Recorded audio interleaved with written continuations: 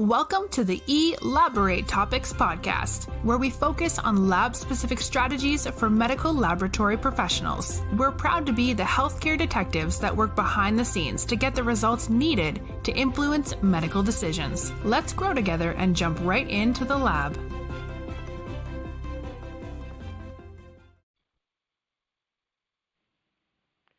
Welcome back to another episode of the eLABorate Topics podcast. I am your co-host, Stephanie Whitehead. I'm a laboratory leader and co-host for this show. If you're listening right now, please do me a favor and like this episode, share it with a fellow laboratory technologist or technician. Make sure you have a pen to take some notes because we're going to be offering a lot of great information today about how to engage and motivate your staff. So today, like I said, this episode will really be all about how to properly engage and motivate our staff. We've done so many podcasts in the past about how to retain our staff, how to orient our staff, the importance of retaining a great workforce in the laboratory profession. And today, once you have that staff on board, once you have them trained, once they're a part of the team, if you're in lab management, if you're thinking about being in lab management, I want to talk to you and give you some tips about how to properly engage and motivate your team. So employee engagement is not exactly employee satisfaction, and that's important for us as we move through the rest of this podcast and the rest of this episode for our listeners to really understand that when we're talking about employee engagement, I am not in any way talking about employee satisfaction. So you may be asking, so what's the difference? What is the difference between employee satisfaction and employee engagement? Well, employee satisfaction, by definition, is the measurement of an employee's happiness with their current job, processes, or conditions. So as a manager, as a lab supervisor, as a leader in your laboratory, there is in no way any possibility that you can be held to a standard of making sure another person is happy. Another person's happiness is completely outside of your control. There are so many things that happen in the course of a person's day that you have no bearing on. Their car could break down.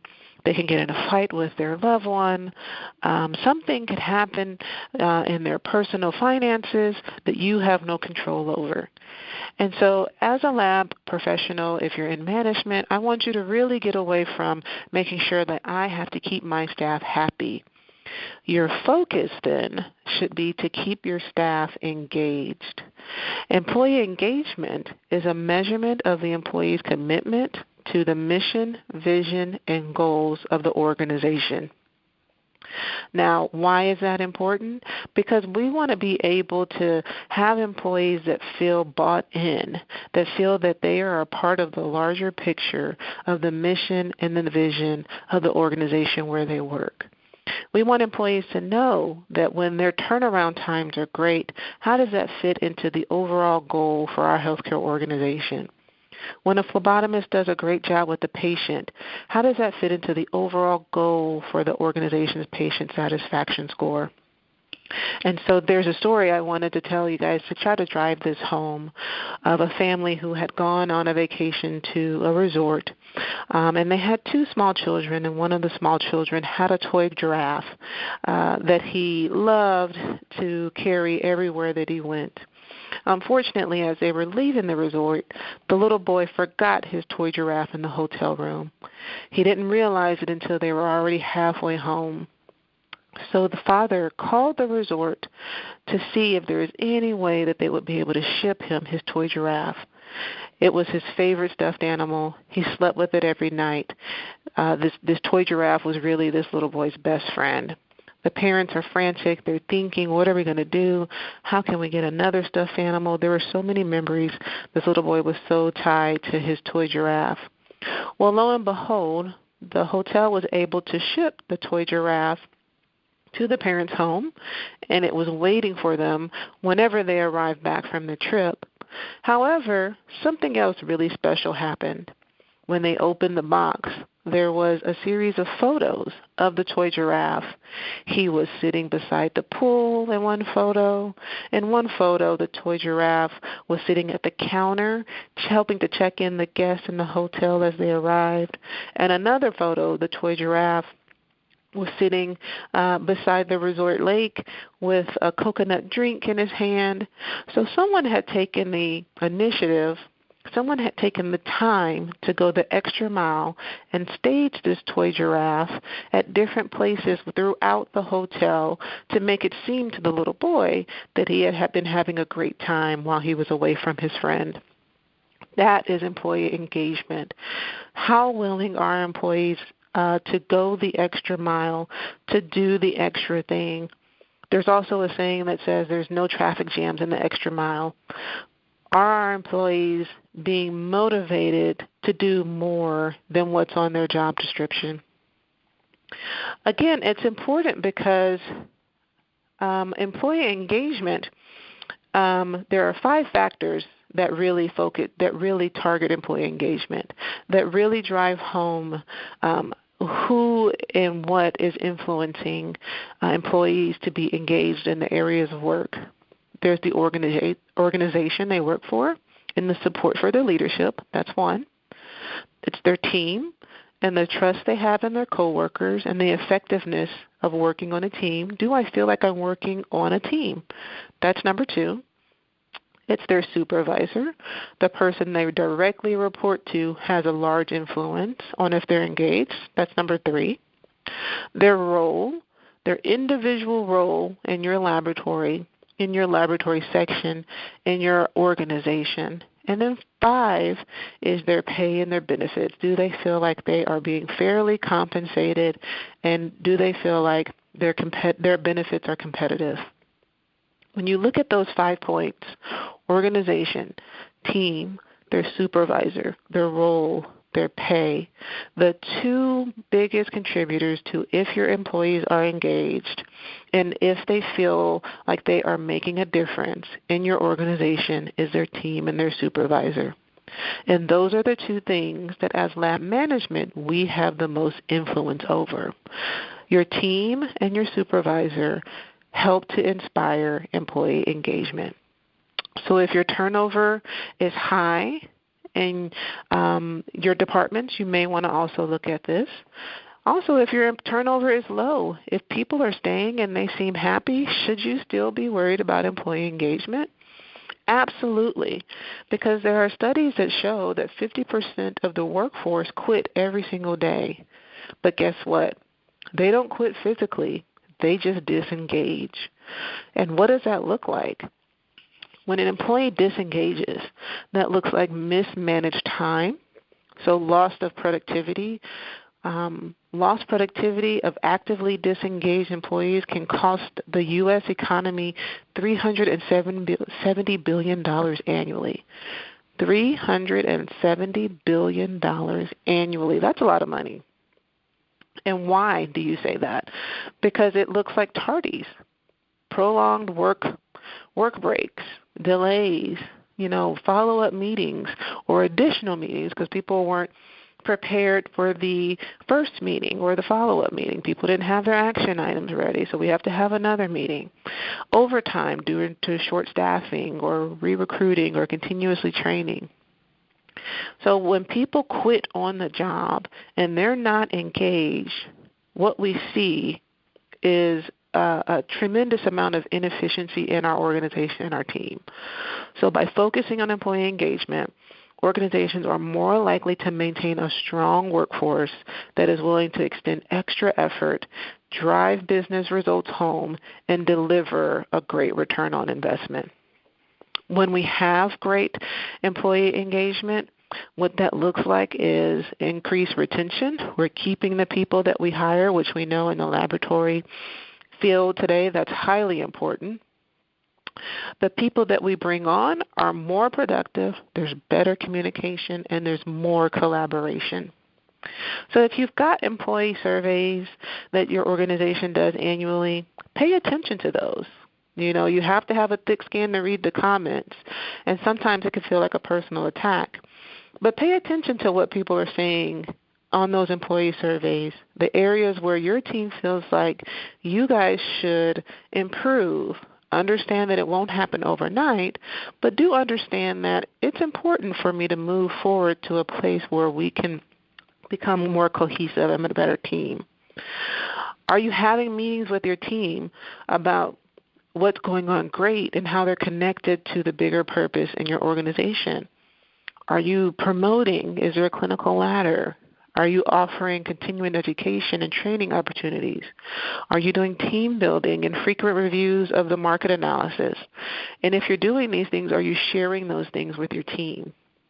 These are all things that are vitally important as we start looking at employee engagement. As managers and supervisors, one of the most important things that we can do to engage our staff is build a relationship with them. When we build a relationship with our team one-on-one, we generate a sense of loyalty with our employees. We help focus on capturing the wins, and they are able to communicate issues and concerns directly to us. Think about a place where you worked, where you felt really connected to your boss. You felt like they were really invested in you, and they really had invested time and energy into making sure that you won as a laboratory professional and that you were important into the laboratory and the organization. So when we talk about connecting with our employees, the one technique that I love to coach about is employee rounding. Now, employee rounding, if you haven't heard of this before, it's a way to proactively, so you are seeking out these engagements, you are seeking out these conversations. You as the lab management are being proactive in engaging, listening to, communicating with, and building relationships that support your team. During these rounding sessions, you're setting clear expectations, you're focusing on key questions, and you're recognizing your staff. Now, rounding isn't walking through your laboratory and say, hey, how's it going? Hey, good morning. Hey, are the machines working? No. Rounding is intentional. As I mentioned before, it is proactive, and the focus is on building trustworthy relationships. Like I said, you want your employees to choose loyalty when it comes to retaining your staff. When another organization tries to lure your staff to come to their laboratory for more money, you want them to turn down those offers because they don't want to leave the culture in your department or in your laboratory because they've built a connection with you as a supervisor. There's a handout that I'll link in the show notes of my favorite tool to use when I do these rounding sessions. Like I said, it's intentional. So you want to make sure that you are documenting these rounding sessions. That way you can follow up on some of the conversations that you have. On a specific date, you want to pick a staff member, and I suggest rounding on, depending on the size of your staff, at least once or twice a month you hit your staff.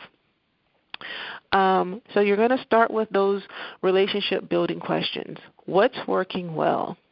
Now, that may seem odd, but I like starting my rounding with the question of what's working well, because when your mind thinks about what's working well, it forces your mind to not think about what's not working well.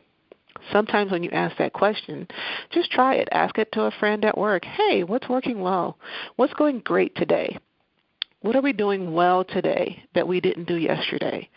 You may see them, have to really struggle to find something. Because what's easy for anybody is to think about what's not working well. When I start my conversations with what is working well, it helps change the tone and the vibe and the mood of the entire risk conversation. So like I said, I like to start out my roundings with what's working well in the laboratory today. Do you know of anything that we can do better? This is also an opportunity for you to understand what is the reality of the laboratory versus a story that they may be telling themselves, and correct that. Then, as we move through our rounding session, I like to ask them, can you identify any process areas that we can do better? Can we move things around? Would it behoove us to have another workstation in an area? We like to ask about, how long did it take for a certain process to happen, or is there a way that we think that this could work better? Another important question to ask is, do you have all the tools and equipment you need to do your job? These are questions that many employees aren't asked frequently. Do you have all the tools and equipment that you need to do your job? Another question is, do you have any staff that you want to recognize today? These could be physicians. These could be people outside of our department or anybody inside of our department. And finally, any other help that you need from me right now? Is there anything that I can do to make your job easier? Like I said, during these conversations, we want to make sure that we're continuously steering people to understand what is the reality of the laboratory situation besides otherwise than what they're telling themselves. Maybe sometimes employees like to tell themselves stories. Also, this is also an opportunity to talk people off of whatever cliff they may be on. Sometimes we have employees that I like to say pre-suffer, so we can stop the pre-suffering.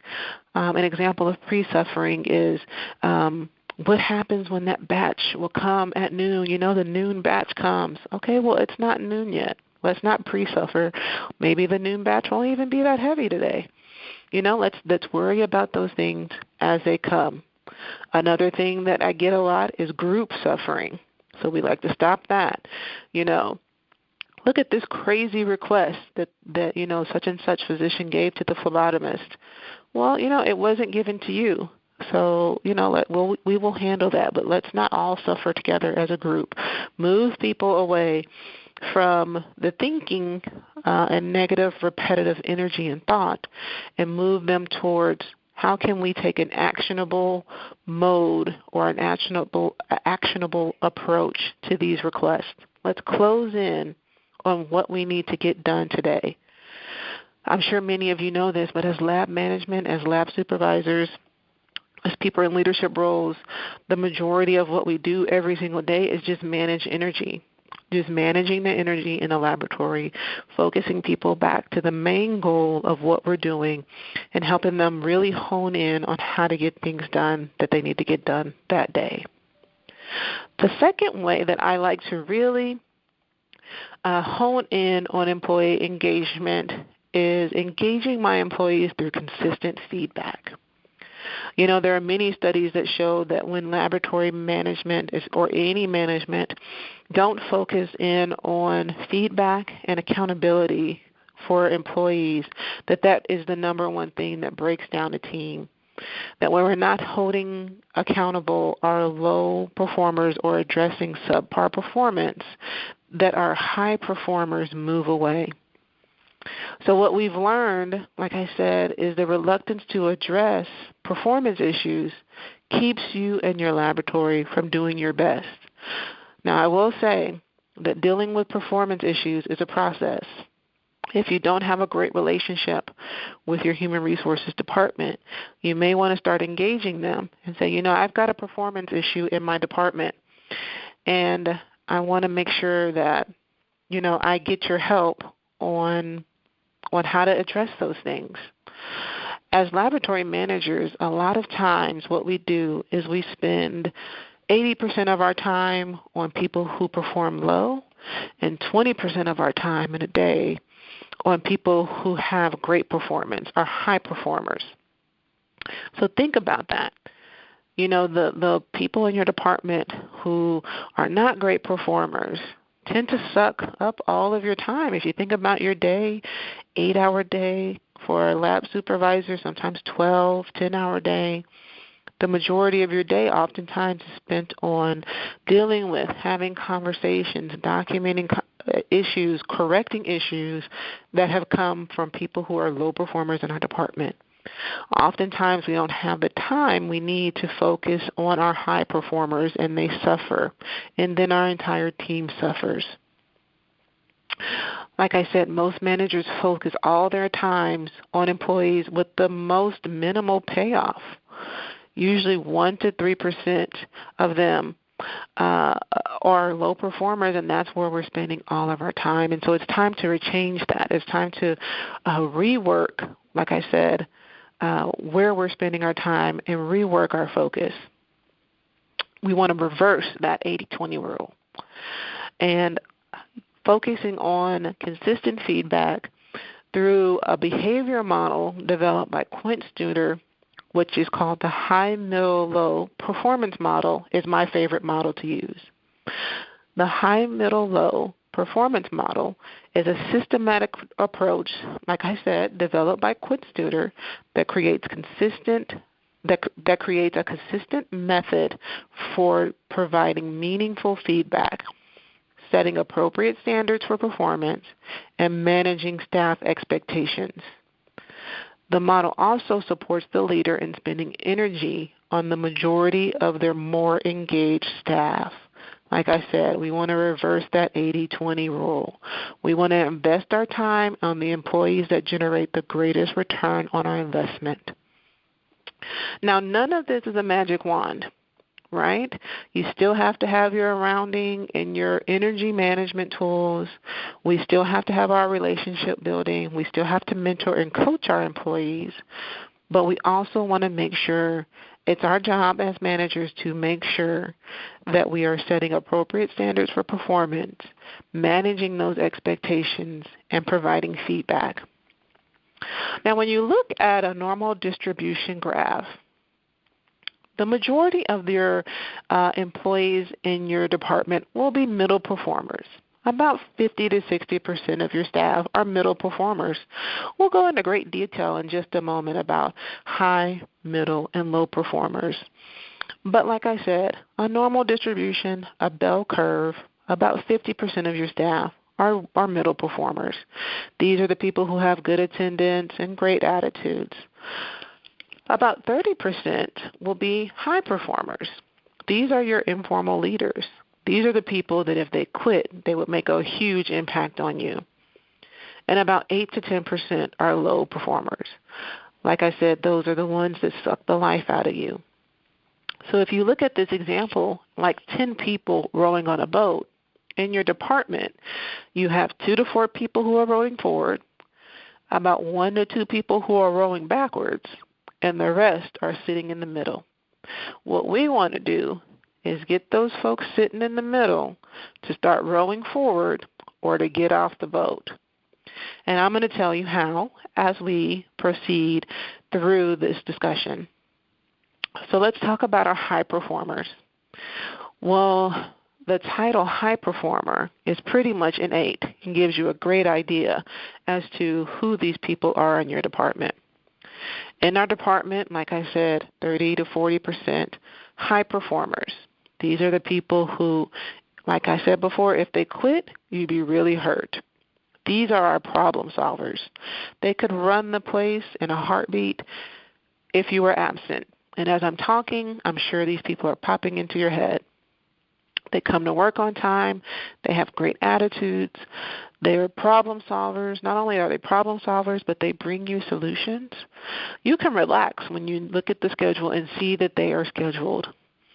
A lot of times you'll put your new employees with them because you know they're a great influence, because they adhere to the policies. They demonstrate a high commitment to what they're doing. And just personally, they strive for excellence and have a high degree of professionalism and consistency in what they do. If you had an entire department full of these high performers, I mean, you could probably take several months off, because these high performers are, really self-sufficient. However, the sad truth is that people who are high performers generally feel or perceive that they are overlooked or ignored. High performers are generally self-sufficient employees, so we don't usually spend a lot of time on them. We usually, if you think about it, give them projects. They go away. They complete the project on their own. They ask for more work. So our high performers usually perceive that the low performers are our favorites because we spend most of our time with our low performers. Think about it. The high performer that you're envisioning in your head, when was the last time that you actually told them thank you? Usually how we thank high performers is giving them more work because we know that they can pretty much get it done. 55% of high performers said they are never or rarely thanked by their boss. Isn't that sad? We just said that these are the individuals that we don't want to leave our department. We don't want them to quit. But 55% of them said they are rarely thanked.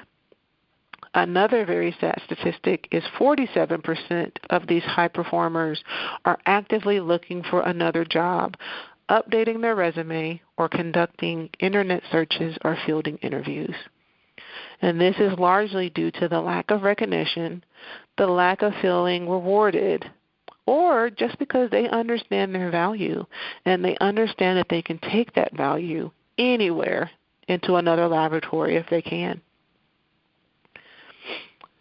Keep that in mind as we move forward to our middle performers. Like I said, on the bell curve, the middle performers are the majority of your staff. These are the people who have great attendance. They're late. They may call in sometimes, but overall, they do a good job. They could do more with some more motivation or more experience or some more training, but you've pretty much got to nudge them and coach them into that. They help their managers become aware of problems, but only usually when prompted, and sometimes they give solutions, but also only when prompted. Typically, they adhere to policies. Sometimes you may have to write them up for a discrepancy here or there, but overall they're pretty good. Like I said, they usually have a good attitude, but occasionally they can be caught being negative with others. They're invested in personal growth, but may require some coaching. And so if you think about this is the majority of your staff. They're the solid groundwork to your department. And we need, middle performers, people who will come in, clock out, work the bench, do their job. And, with a little coaching could do a little bit more, but they pretty much hold down that shift.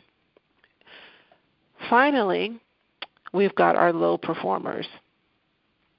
So these are the people on your department that suck the life out of you. As a matter of fact, if they were to quit today, you would actually be happy. They thrive on we, they. They're usually the spokesperson for all the problems in your department and complain rather than bringing forward problems.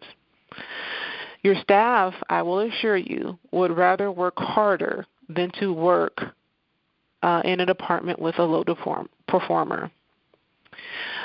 The low performer takes breaks longer than they're allowed. They do not communicate effectively through any mode of communication, verbally, not verbally, through email. They view all leadership negatively. They are generally passive-aggressive, and they think they will outlast their leader, and that's really why they behave so poorly in your department. Now that I've given you all of these descriptions of your high performers, your middle performers, and your low performers, like we said in the beginning of every podcast, the eLABorate Topics podcast is a podcast that helps laboratory professionals excel inside and outside of the laboratory. So it's at this point of our talk that I want to give you an action plan, some actionable items that you can use to effectively deal with your high performers, your middle performers, and your low performers. And each action will be different, but they will all be effective in helping you engage each level of employee in your staff. So step one, and I hope you have your pens out, step one is to complete an assessment of your employees, differentiating them into these categories. Now, a rule of thumb is if you're wondering if somebody is a high performer, they're probably not. So a high performer usually doesn't have any howevers, buts, ifs, and so's behind their performance. So they're a great tech, but they're always late. She's an awesome cytologist, but she has a bad attitude. Hey, he's a great phlebotomist, but he calls in all the time. Well, if you're wondering if that's a high performer, it's not. So you want to take out a chart. You want to put your employee's name, all your employees' name, and then in your mind you want to do an initial ranking of each employee on your team. Do you think they're a high performer, a middle performer, or a low performer? And then you want to group your employees by their performance level. So I'm going to put all the high performers in one group, all the middle performers in one group, and finally all the low performers. There should only be a couple in my last group. Once I've done that, I want to determine a general schedule to have conversations with each employee on my team. And I'm going to prepare some notes, and I'm going to coach you through what we're going to say in each meeting.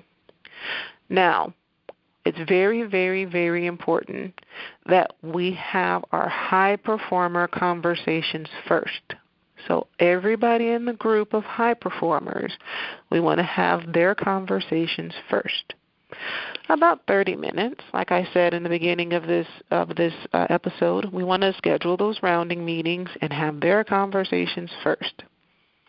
Then we're going to schedule meetings with all of our middle performers. And finally, we're going to schedule meetings with all of our low performers. The goal is to create a gap between our high and middle performer conversations and our low performer conversations. So once we get into these meetings, we've got our high performers first. And this conversation is very positive. You know, we want to set the tone right up front that this is a very positive meeting. You know, really the purpose of the meeting is to re-recruit our high performers. We know, like I said before, that 55% of our high performers don't feel valued, don't feel like they're thanked for the work that they do. 47% of high performers are updating their resume or are looking for another job. So we want to make sure we use this opportunity, this block time, to re-recruit our high performers. So, you know, start out with a statement like, if you didn't work here, I would consider you a friend. You know, you want them to feel good about the conversation. Tell them a little bit about where the department is going and your vision for them in that overall plan. You know, high performers want to feel like they are moving forward, they are excelling, and they are a part of your larger vision. Thank them for all of their work. Tell them specifically why they are valued. You know, a lot of times, and if you consider yourself a high performer, you understand this, but high performers aren't generally impressed by superficial compliments like, oh, we all did a great job, or, you know, great teamwork, or you're so wonderful, you're an awesome employee. Outline specifically and exactly to you what they have done. That is so important. Were they vital on a recent validation of a new instrument? Were they instrumental on the go live of your new LIS? Have them stepping up and helping train the new employees help move forward the training roster? You know, tell them specifically what they have done and what they have contributed to your laboratory section or department. You want to ask them, what can you, as their lab manager, supervisor, leader, do for them? Most high performers will also ask you for more responsibility, more training, or personal development, so be ready for that. But be very clear that this is not a coaching session. Again, we are here to re-recruit you, thank you, and to show you positivity for being such a great employee. Now, you're going to have all of those conversations up front. Again, if you've got a team of 10 people, there should be 2 to 4 people that you're having conversations with. All of these people will walk out of your department saying, gosh, what a great productive meeting. You know, that was really informative. Next, we're going to pull in our group of middle performers. We're having these conversations one-on-one and singularly through each employee. We're moving through these different steps of feedback and expectation setting. So you've met individually with all your high performers. Now you will meet individually with all your middle performers after all the high performer conversations. Remember, this is the majority of your staff. You've already met with 30% of your staff and created a positive environment for these meetings. So as your staff talks, why is Stephanie pulling everybody into her office? Your high performers can set a positive tone for these meetings because their meetings as high performers were positive. So your middle performers will come in. Their goal is a little bit different in these meetings. We're going to reassure them that they're not in trouble. We're going to re-recruit them, retain them, but we also want to support, coach, and reaffirm. So again, we want to make them feel good, but we do need to develop them a little bit more. When I say support, I want you to describe some good qualities that they have. Calm down any anxiety they may have by assuring them that they are valued to the team and exactly why you value them. But we also want to cover 1 to 2 max opportunities for professional development that they have. Now, we don't want to overload the employee. So I would say pick 1 to 2 things that they can improve on and focus on those. And then again, we want to reinforce the good qualities that they have. Now that you've met with all of your middle performers, all of your high performers, you've met with 90% of your staff. Now it's time to pull in those low performers and have those conversations. Again, if you need to engage your human resources department, this is where you want to pull them in, because this conversation will be the hardest, the most difficult, but it's the most effective. Like I said, your employees don't want to work with low performers. They would rather work smarter, not harder. So it's our commitment to these high and middle performers to hold the low performers accountable. Before you deal with these performers, you want to pull in your boss or your HR because they are better at this conversation than you are. They've been having these conversations their whole life, in high school, with their coaches, with their family members. You want to make sure you have a witness in the room to help you with the conversation, and you want to make sure that you are taking notes. Now, as you pull in your low performers individually, this conversation is not starting out on a positive note. You want to start by saying, this is a very serious meeting that we should have had earlier. Set the expectation up front so you do not send any mixed messages. Studies show that typically low performers will interrupt you within 20 seconds of a conversation. So you want to make sure you state up front, please don't interrupt me. I will give you an opportunity to speak after I'm done having my entire conversation. Typically, like I said, low performers are comfortable with these conversations. The conversation may not be as easy for you. You may be nervous, especially if you haven't had very many difficult conversations. But it's essential that we start holding these low performers accountable to their performance. We want to do a couple of things in these conversations. We want to make sure that we describe the behavior that we are observing that is unacceptable, and be very specific. If you can, notate times and dates. Maybe even bring out your employee handbook if you need to. You need to evaluate or describe how that negative behavior impacts your department, your patients, or your staff, or your overall health system. You want to detail for the employee exactly what they need to do moving forward with effective dates. You need to let them know the consequences of not changing this behavior, and most important is you need to follow up. The most important part of the conversation with the low performer is to follow up. It means nothing if we don't continue to hold them accountable and we just have, one conversation with them.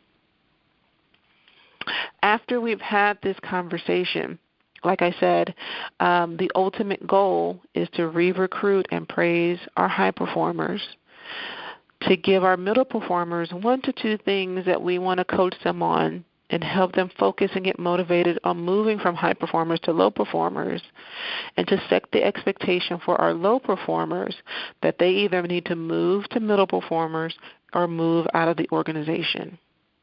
You can't please everybody in your department at the same time. So as a manager or as a supervisor, we want to focus on at least pleasing the people who will have the highest return on investment, and those are our high and our middle performers. So once you've had this conversation, what have you accomplished? What have you done? Well, you've demonstrated, one, the care and the concern for the strongest members of your team. We've demonstrated that we are willing to support our high and our middle performers. We've demonstrated a commitment to their growth and their development and an appreciation for them, and we've reaffirmed that with these conversations. You've also let those with subpar performance know exactly where they stand in your department and what they need to do to improve that stance as a low performer. Now, I would like to suggest a book, and it's called Crucial Conversations, a tool for talking when stakes are high. And the Crucial Conversations book, to me, like I've said before in other episodes, is a great book to help really drive home some fundamentals of having a difficult conversation. Ironically, you can only get better at having difficult conversations when you have a lot of difficult conversations.